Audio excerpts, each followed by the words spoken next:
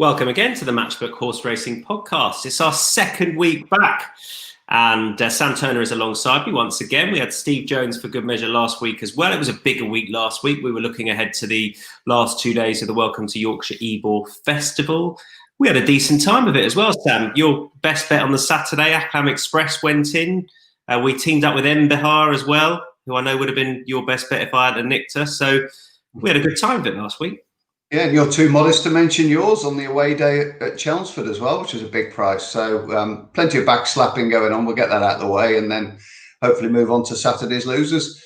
Yeah, exactly. Yeah, that was Red October at Chelmsford. It was a decent price. So do you know what I've used more than ever this year? Just before we get stuck into the races, I don't know about you, and I'm not sure why I have been. I do think it's because we've been getting. It feels like we have had less meetings, but more races, and I've been able to focus on a meeting in its entirety, and therefore I've been using horse tracker facilities more than ever. So I've got more horses in there from ever, whichever one. There are plenty out there you can use, but I think that's been a help, being able to go through a meeting and be able to pick out 2, 3, 4 horses. So I go, next time, if the conditions are right, I'll definitely be on that.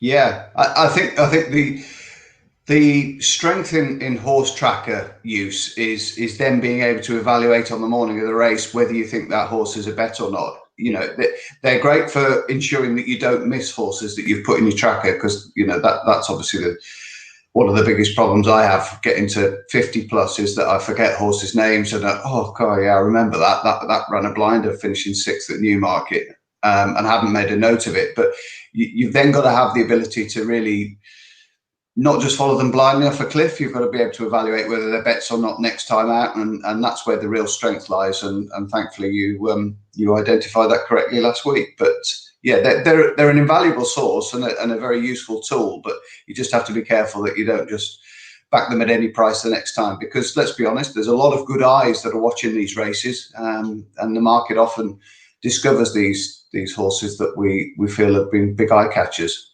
Yeah, and then you got to take into account price and all that. It's actually difficult when you get that little notification of horse declared. Yes. Let me analyse the race properly and work out whether it's a bet, because I often fall into just going, well, it's in the tracker, so I've got to. But anyway. Well, yeah, absolutely. The beauty is that it highlights the race that you perhaps could look at on a busy day instead of perhaps wading through everything. Anyway, we digress. Right. We decided to focus on one meeting because there's some good action in Ireland this weekend. There's some good action at Windsor as well. Got group racing there, but Goodwood hosted the best of the racing. We'll get 4 races in and just go Goodwood. It's in entirety on Saturday for their racing there a couple of times this weekend. But we're going Goodwood through and through on Saturday afternoon, and we kick off with the Prestige, which looks a good race, a typically strong race for these young horses, these young fillies. Pomelo heads the betting round about 3.0. A point and a half or so bigger is Happy Romance, who has been highly tried this year, and she's come up very well. She won the Super Sprint and then went on to be really good at York last time. Seattle Rock gets into the slightly bigger prices. So we've got Isabella Giles in there around about 5.0 as well. I noticed that Prince Khaled Abdullah had 2 horses in here initially. They had Pomelo from Rafe Beckett's yard and one of Roger Charlton's as well, who bolted up on debut at Kempton. I was quite interested in her before the decks came out. But Pomelo is another one of those, 1 from 1 so far. She looks a little green, but mighty impressive at Newbury. She'll probably have to tackle slightly easier ground here, but she's the right favourite for you, Sam? Yeah, I think she is at the moment. Supposed to get showers through Thursday, then it's supposed to be dry and blustery Friday, Saturday. So there's a chance that the ground might dry out a little bit from the current going description. So that shouldn't inconvenience her too much. I really do my best not to get too seduced by these type of horses, the once race Charlies or Charlettes in this case. And it is very easy as punters, analysts and whatever to see these colours, see the breeding, see a beautifully bred filly like this, go and stride majestically clear at Newbury and not to be very enthusiastic about her next time out. And to be honest, I am enthusiastic about it because if you read the quotes from Rafe Beckett, her trainer, after that race at Newbury, she'd only done a bit of fast work a couple of weeks before the debut. They weren't really sure what to expect. And the fact that she was so professional through the race was really eye-catching, and such an emphatic performance. There've been one or two sort of question marks about the form. There's been a winner, I think, come out of it, but a couple have disappointed. It was a small field Sunday contest at Newbury, which disappointingly didn't fill, but you couldn't be sort of anything but impressed by the way that she strode clear in the closing stages. The time wasn't essentially fantastic, but it wasn't bad either for a small field contest at Newbury on Sunday. So other than the question marks on the slightly easier ground and the track, I do think she's got an awful lot of improvement to come. I'd be surprised if she didn't jump forward quite significantly from that first run. And I do think she's probably the fair favourite, because at least she's confirmed over 7 furlongs, which is a bit of a question mark with Happy Romance, albeit she's, you know, a classy filly who looks as though she will get the trip. But I just think Pomelo's got, we might look back at this race when Pomelo's going on to good things, perhaps later in the autumn or even next year, and think, she wasn't a bad bet really to win the Prestige at 2-1. And her stable did nominate, her trainer did nominate this race straight after Newbury as well. So it has been a bit of a plan. I thought that was perhaps the most interesting thing last time. The fact that he won it a couple of years ago with one of his De Vegas, I think it was Antonio De Vega. The fact that he said Prestige Stakes next, I thought that was very interesting. The time wasn't great, was it? And I think it's Michael Bell's filly that's come out and won since. It's the only one. So there's the race itself, I wasn't all that excited about. But then the manner in which she did it and how much she'll take a step forward for, I'd be encouraged to sharpen up a bit coming to this track on just her second start. But I couldn't argue with her as favourite. If looking at the prices currently, I did think I probably will have a bet, and I don't think it will be her, because I'm very wary about these, as you say, once race horses, these juveniles turning up in Greek company second up. I'll probably back Isabella Giles if there's 5.0 floating around. I think that's fair enough. She's a pretty neat little thing. I don't mind Goodwood for her. She's a daughter of Bellardo. I know doesn't necessarily mean that easy ground's going to suit, but she has one with easy ground, and I don't think it's a bad thing at all. And I love the way she hit the line in the Princess Margaret last time. I'm sort of struggling to work out how good a level of form that is. What do you think? There's been a few hits since, hasn't there? Which is a bit of a. I mean, the time was honest and genuine enough. That was a pretty useful speed figure. But it's just the subsequent performances of horses that have come out of it. But I'd rather take her in isolation, really. I agree with you. I think she was looking for all the world as though 7th furlong would be the catalyst to an improved performance from her, really. And the more you look at that Ascot performance, the more you wonder how she's managed to have the toe to really win over 6. I suppose she went to Leicester first time, quite a stiff track, and got away with it there. But I do think she needs to step forward again for the 7th furlong. But I've got every reason to believe she will, because, as you say, you alluded to her breeding there. She acts with a little bit of cut in the ground as well. And I really liked her determination and sort of attitude at Newbury as well. I thought she saw it out well all the way to the line there. So I agree with you. She's my chief danger, I must admit. That's all rather boring, isn't it? But that's basically, I'm not out and out against the Fav. I just wouldn't back her just with her out. Certainly not what did I say she was, right? Yeah, sort of 3.0. You might be able to get a little bit more. I think if you bet 100 horses like her over a period of time that have won once and got into group rate, you'd be doing your money, wouldn't you? Yeah. I think, other than certain stables, probably like Aidan O'Brien, etc., who seem to have a decent record with that and managed to, keep those horses on the boil into group races from a novice race or from a maiden. I don't think it makes money in the long term, that system, but hopefully in isolation she can run well. Yeah, I think I probably will. Just the amount I've been betting since racing resumed. We like to be selective and to the point on the Macro Horse Racing podcast, but I'll probably have a bit on Isabella Giles if there's still 5.0 floating around about her. Is there anything else in there that you thought was of interest or not necessarily? Well, I thought Prado did well to win at Salisbury. The fact that she was sort of 12-1, didn't break very cleanly, but still won very, very, very well. And obviously the Fitzroy Hay axis with Charlie Hills is a good one. Ryan Moore booked a rider. I thought there was plenty more to come from her.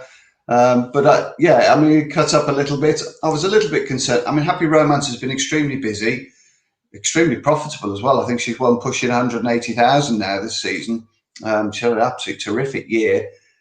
This is a whole different kettle of fish for her, really. A small field sort of group race rather than a big field sales race where there's a good genuine pace generated over 6 furlongs. This could have the potential to be a bit stop-start and a dawdle over 7. So whether that will play to her strengths or not, I don't know. But I mean, I wouldn't be surprised to see her win, but just at sort of 4.3, 4.2, she doesn't really excite me, to be honest. And like I say, she's been to a few parties lately, so I wonder whether she will be up to. This looks a little bit of an afterthought, whereas for Pomelo, it's probably a primary objective.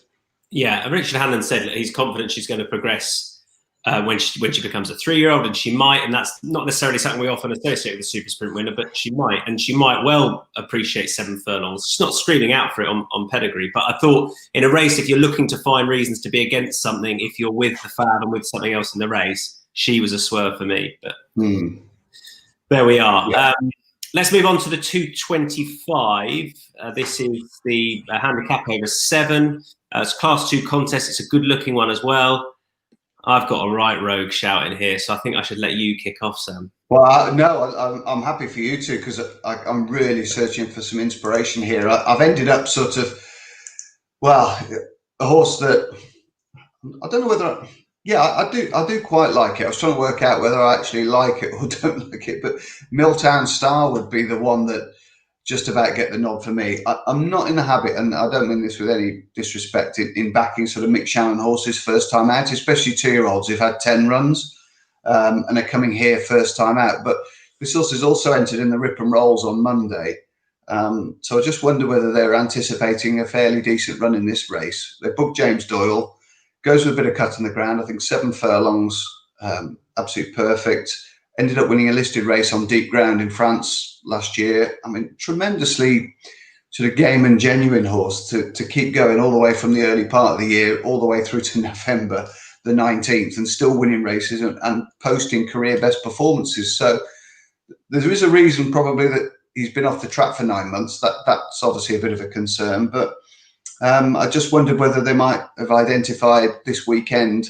They've got him right, and I'll take a little bit of a chance at double figure price about Milltown Star, but it wasn't a race I was in love with, Tom, I'm going to be honest. Yeah, fair enough. And I mean, if the rain does arrive, it is worth, as you pointed out at the top of what we're doing here, it's worth keeping an eye on what's going on with the weather, because we are, just to put some context on it, we're doing this sort of middle of the day, Thursday afternoon. We've got full decks, but in order to give you all enough time to get stuck into what we have to say, that doing it like this allows that. But there is inclement weather forecast, so it's good to stop at the moment. I'm hoping, I'm sort of going on it certainly not getting worse than soft, and it dries up a bit on the Saturday. But that's what I'm. Yeah. Friday, Saturday is supposed to be better. Thursday with showers, so you might find 48,000, and with these winds that we're getting at the moment, it might dry out quite quickly to aid you. Yeah, that's what I'm hoping for.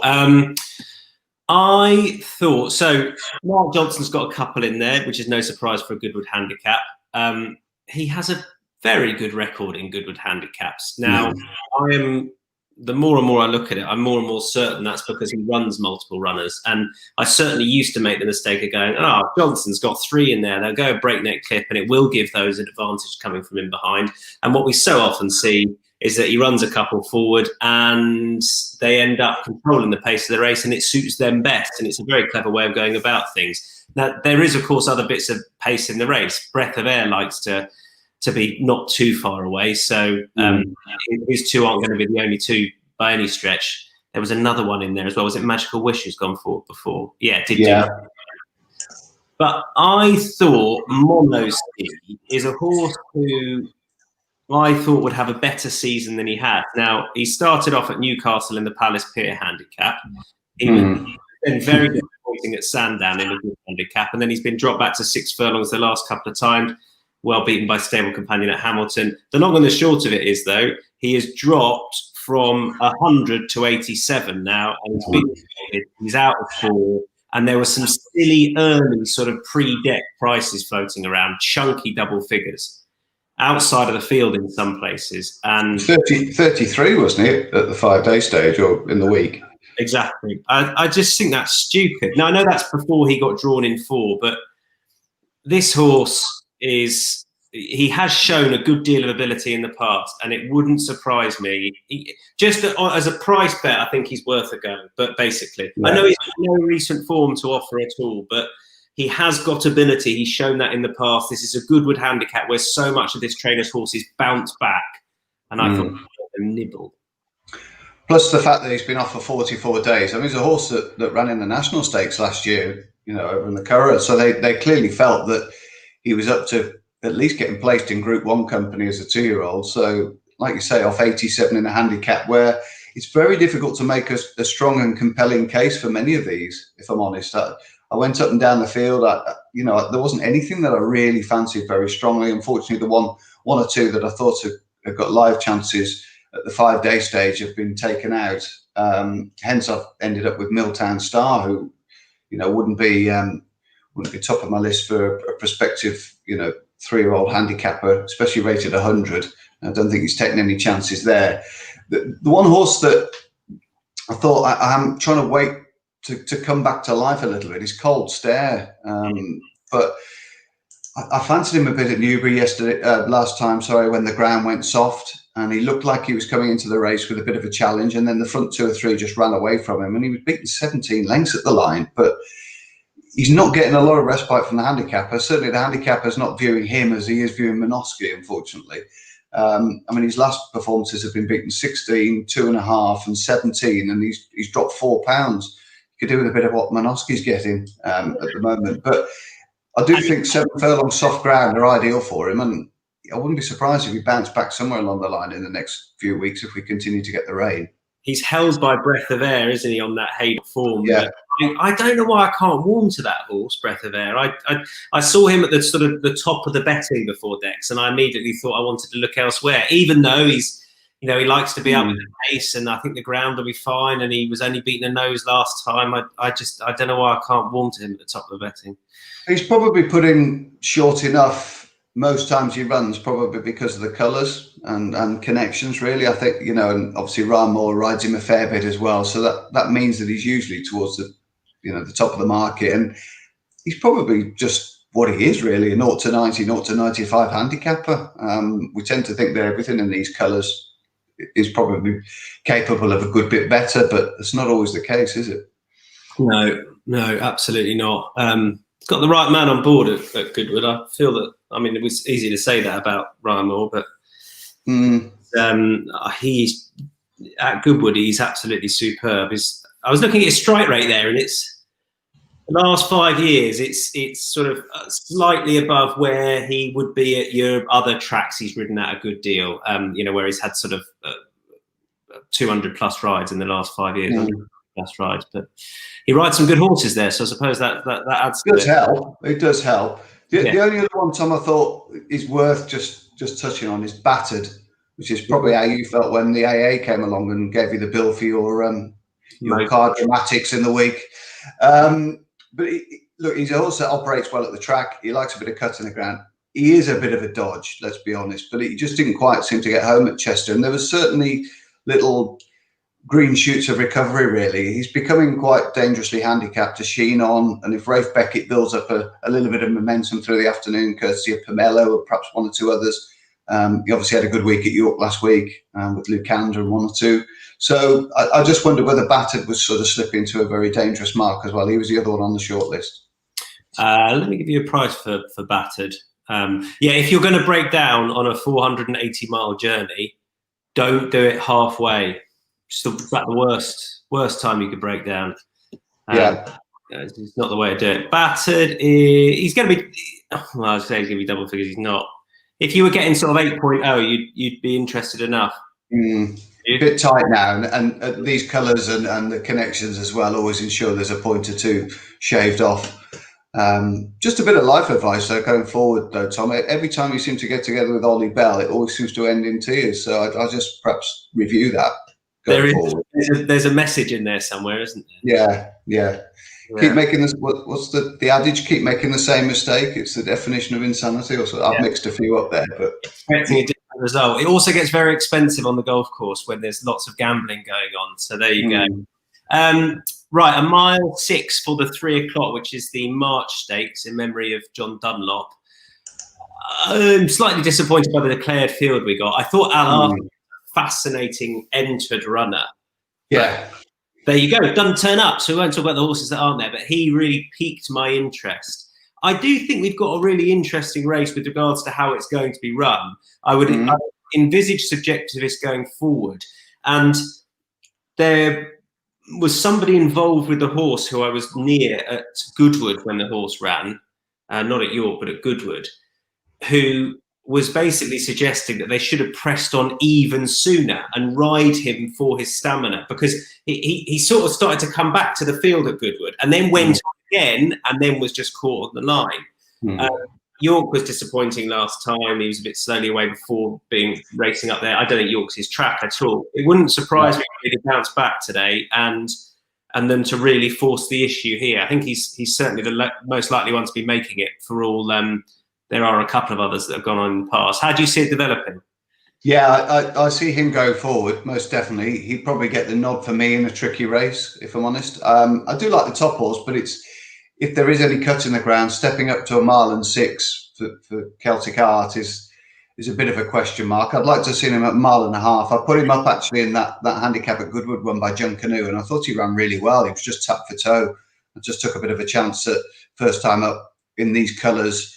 You know, glorious Goodwood week, he'd be right at it, and I thought he ran really well. He was just, as I say, flat-footed when the pace quickened. So I don't mind seeing him over an extended trip now, but whether 1 mile and 6 is really going to play to his strength is open to question. Subjectivist is probably one of those horses that, you know, going back a few years before Mark Johnston sort of sorted out his York hoodoo, would be an absolutely archetypal bet, really, wouldn't it? You know, an absolute blob at York and then back to Goodwood. I mean, those are 2 tracks that Mark probably 5, 6, 7 years ago couldn't have had a more contrasting record at, really. The fact that he handles the track here, he obviously stays very well. He copes with a bit of cut in the ground. I just think he's got, other than a good recent piece of form, and I mean, the pile driver run's not disgraceful, but it's probably £7 below his best. You know, he looks the answer for me here. The only sort of joke in the pack for me is Cabaletta, who obviously we all saw the performance of Mbihar last week, and although Cabaletta was perhaps flattered to finish quite so close to Mbihar at Goodwood, at glorious Goodwood week, but you know, at least she handles the track well. She handles some cut in the ground, and Mbihar has done the form no harm whatsoever. I can absolutely echo that. And when I looked at the race, I always try and hide. I don't know how you look at it. I look at it on the Racing Post when I go through a race, and I always try and hide the prices on the right if they are priced up, and just, you know, otherwise it gets into your psyche a bit. And I thought, well, I'd probably just have Cabaletta edging favouritism. I can see why she might just edge favouritism, and then looking at, you know, a 2.1 versus a 3.0, it's a little bit too much for me between them. So it's always price relative, isn't it? I like the way she kept on behind Mbihar, and you know, she was very comfortably beating 3.5 lengths. I quite like the way she went to bed at Newbury, and I think, you know, she's going to keep on improving over this sort of trip. She's bred to do that. Apparently, she hated the ground at Haydock, for all she has won on heavy at Yarmouth before, but. As that market develops, if Subjectivist isn't closer to her in the betting, I will be having a little bit on him, I would say. It's just that price decision. Would you still have her as favourite? I suppose it's Group 2 performance. She's higher rated as well than Subjectivist, and we know these races do get priced up on ratings quite a lot, not necessarily what the conditions are and how the race is going to be run. I do think Subjectivist probably offers a decent trading opportunity, because unless Table Mountain for some reason decides they want to go forward to make the most of his assured stamina, I don't know, but I would have thought Subjectivist is the most likely pace setter here. Celtic Art, you would think, would be dropped in.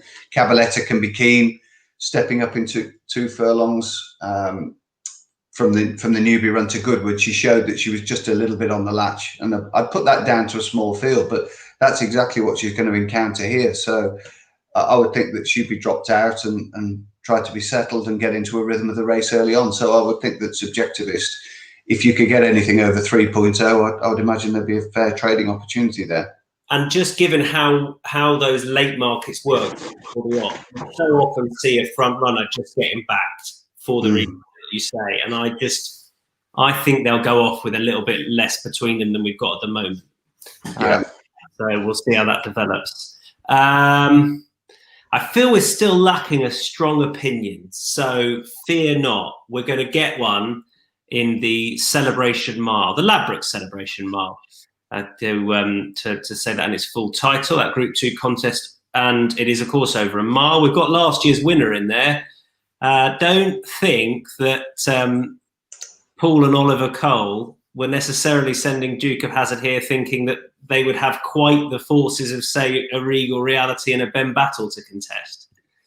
Yeah, it's a belting race, isn't it, Tom? Absolutely terrific race. I hope you've got a strong opinion on it, because I went round and round in circles with it a little bit and ended up with Regal Reality. But there's a big caveat, really, whether the visor works for the second time as well as it did at Salisbury. And also the fact that I think having Richard Kingscote aboard him as well, is a horse that Richard often gets quite a good tune out of. Now, obviously, he's been replaced by Ryan Moore, so you would say no negative there. And there obviously isn't. But when you've seen a jockey in sync with a horse so well as Richard was at Salisbury, it's not always a positive to then have a former champion jockey take over. You know, I like to see things just kept the same, the status quo remain. That's just the old footy in me, to be honest. And you want everything right if you're going to have a decent bet. And he has done plenty of work, I think, in the headgear, and that's what encouraged Sir Michael, who doesn't often reach for headgear, to put it on for that Salisbury contest, which he sort of spread eagled with a sparkling turn of foot, and posted a very compelling performance, to be honest. I mean, Beat Le Bon ran through for second, ran a blinder, but you know, everything else that tried to keep tabs on Regal Reality from an early stage was just beaten off at the furlong marker, and it was a very, very emphatic performance. So he handles Goodwood. I don't know if he'd want it to get bottomless, but I can't see it being that way. There looks a little bit of pace in here, hopefully, one or two that like to go forward. And I just think this has probably been a fairly major objective for him this year, along with the Salisbury race, whereas horses like Ben Battle, you would think there'd be a race 3-4 weeks down the line, you know, an Irish champion or a UK champion stakes that might be more on the agenda for Sire Bin Saror and Ben Battle. I agree with that on there being something down the line for Ben Battle. However, these horses are looking like they're going to be vying for favouritism, and that gives me the strong opinion that Ben Battle is a really good bet here. I'm probably biased because I've spent some time out, fortunately enough, in Dubai, where this horse has probably given it. Well, he has given his career best performances, and I love the little dude, which he is. He's not the biggest. He doesn't really look like your stereotypical Dubai, to be honest. Particularly when he was running on the dirt out in Dubai, he was, he was a little pocket rocket in comparison to some of those beasts. But it's mainly his Newmarket run last year where he hammered King of Comedy 5 lengths. Put up what was around about the best mile performance on turf of the year, including Group 1 and Group 2 races. I thought it was a stunning performance. He then went to Ascot. Look, the straight track at Ascot isn't his bag, and heavy ground certainly isn't. He was brilliant on his reappearance at Meydan on the turf before, proving himself a dirt horse as well. He goes very well fresh. Yeah. He was possibly going to go international at one stage at York. They swerved that. I'm sure this is for a race for him with an idea of one of the champion stakes in mind. But I love him over a mile. I don't mind the track for him. It's not as if he's a sort of big lumbering thing at all. And I know he's given £3 away, but that still leaves Regal Reality with £5 to find. And I thought Ben Battle should be a clear favourite, and I will have a lumpy go if he's anything around 4.0. Right, here we go then. We'll have a little side. We'll have a side bet as well, shall we? Deal. What? Ice creams? Yeah, as long as I can have pistachio. You can have whatever you like. Thanks, mate. What would be your choice? Rum and raisin, I think. I thought you might be a rum and raisin, man. Yeah, well, anything that you can get a bit of alcohol into. Yeah. No, I totally get the argument, and you know, I'm looking to take him on, but then his first time out record is exceptional as well. So it's just really with the view to the, you know, he's got the Irish champion entry. I just wonder whether a mile round Goodwood might be a bit on the lively side for him, first time back after a 6-month absence. But I've got a load of respect for him. I think it's a really interesting race. There's, you know, you've got Sabuska, who's got tons of ability, natural ability. Just events haven't worked out for him. But that run at York was phenomenal, really, in that quality of handicap. This is a mile away, really, from what that was. But to do what he did that day at York was just showed how much natural talent the horse has got. Urban Icon, pulled my hair out with him last time. I napped him at Goodwood, and he just didn't get the breaks, which can happen around there. Prompting probably had just a bit too much quality for him on the day anyway, but he certainly went down fighting Urban Icon. I could see him running a big race, and I wouldn't be surprised to see Positive finish a little bit closer to Regal Reality. He's one that I might look at a tall price, you know, if he's sort of 14.0, 15.0, something like that. Don't forget he was 5 lengths behind Pinatubo in the Vintage last year and looked an exceptional 2-year-old. He hasn't quite gone on this year as we would have liked, and the cheek pieces replaced the blinkers, but I wouldn't be surprised to see him run a big race back at Goodwood. There you go. And I had the sort of chief danger at the prices down as Century Dream. So we've basically gone through all of them. Well, he should be the pace angle. Would you think? Yeah. Would you think they'd go forward with him? That was sort of why, you know, you've got Sabuska in there who, and the thing I was going to say about him was everyone talks about the Palace Pier Newcastle handicap. I know he's a dual Group 1 winner, but when he won his Newcastle handicap and beat Dark Vision at the start of the year, I mean, some of that form is just outrageously good. Yeah. But I backed Urban Icon last time at Goodwood, and that was painful. My slight one with him, I know it's not the biggest field, but out of one, I wouldn't have picked that draw for him. Just given how he tends to run, or how I think he might do here. Well, I suppose he was wide last time, he was 9, so he had to just tuck in a bit. But I thought Century Dream was the pace angle, and he is one where if you're not certain about what the weather's going to do, Ben Battle's connections definitely want quicker the better. Regal Reality's best form has definitely come on quick ground. Duke of Hazard, he won it last year on good, but he was a course winner on good to firm. Positive, I tend to think of as a horse that wants quick ground. So Century Dream, you sort of know what you're going to get with him. You know he's going to go forward. The ground, whatever it is, isn't going to be a worry. So I could see him being a danger. Yeah, absolutely.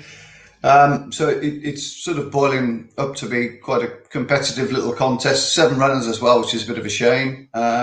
Just wasn't a race really which I could have a very, very strong view on, and I just ended up plumping for, you know, a horse that's got course and distance form, at least comes into the race in good heart. But it is a bit of a question mark with Regal Reality, given his past, given his history, given sort of his status previously, where he has been a little bit quirky on occasion. Whether the visor actually works for the second time or not, let's hope it does. This is why horse racing is so great, because I took the other opinion that the visor worked last time, but it might work again, and he's not going to get his ground, and he's up against a horse in Ben Battle who I just think is rock solid. So he's probably my strongest opinion of the day. So there you go. Right. I hope you're allowed to send me a gloating tweet if I'm completely wrong, and Ben Battle is an encouraging staying on second with a perfect prep for the Irish champion. So there you go. Best bets, Sam. Best bets for Saturday. I've got to be honest, it's a little bit thin pickings for me, but so subjectivist would probably get the nod. I would normally go for something in that handicap. I like to put something up at a reasonable price in those handicaps, but I couldn't see anything that was totally sort of bomb-proof that I thought would run well. I've ended up going with Milltown Star, so I'll go with subjectivist, hopefully to lead it out from the front in the March Stakes. If just ask you a follow-up on Milltown Star. I mean, if he was, what sort of price would it be that you go, hang on, that's wrong? Well, I'll probably know half an hour before the race what sort of chance he's got, because he'll probably either be single figures and fairly strong in the market with James Doyle on, or he'll be 20-1, and we'll know that the stable have had real problems with him, and it's that kind of selection really. It's conversely, Sam, if it, how sometimes you go, well, if that gets to 21.0, I'll get stuck in. Yeah. But because of the absence, you kind of want to see some support and confidence for him. Okay. Yes, it would put me off. I've got to be honest. Some stables you don't mind. I mean, to be fair, Mick Shan's one of those yards where they do win at big prices and they drift and win. Some yards, obviously, you wouldn't touch him with a barge pole if they did that. So I don't mind if he's not extremely well back, but if he held his position in the market, that would probably be enough for me. I will go, so subjectivist for you in the March. I will go with Ben Battle in the Summer Mile. If he's not favourite, it's a disgrace, and I'll be trying to help that move into favouritism. Not that that's going to happen with the amount I'll be going after him. Good man. Thanks, Sam. Conversely, I'll just ask you a quick question, Tom. If he drifted from, say, 4.0 to 6.0, would that stop you having a bet? No, I don't think it would. Blind faith. No, I know it sounds silly, but there are. I think for me it depends yard to yard. I think I have. I think we all do it, don't we? Whether it's jumps or flat, you go. Maybe it's the wrong thing to say, but we say, when the money talks from that yard, you get worried. Yeah. It personally, it wouldn't be a huge amount, and I think the nature of Ben Battle being a horse who, fans over here, he's rated 125, but he's not loved over here. Do you know what I mean? He's not dissimilar to Gaiath as a sort of, horse who's before this season had done his best work overseas. And, he was, 126 coming into this year? I think I don't know. I feel like he still almost hasn't quite got the respect he deserves, Ben Battle. And I wonder if he won't be that popular. People will be looking at him thinking, well, he does his best work out in Dubai, and he was on the dirt last time, and it's his first start for a while. So it wouldn't surprise me if he was a touch unpopular. So I wouldn't see it. Okay, cool. We will see. Good man. All that in about 38 minutes. Magic. Job done. Thanks to Sam. That's our look ahead to Goodwood this weekend. We'll be back again, of course, in the future, looking ahead to some of the big races coming up. But that is Goodwood for the Matchbook Horse Racing Podcast. Be very lucky. Bye-bye.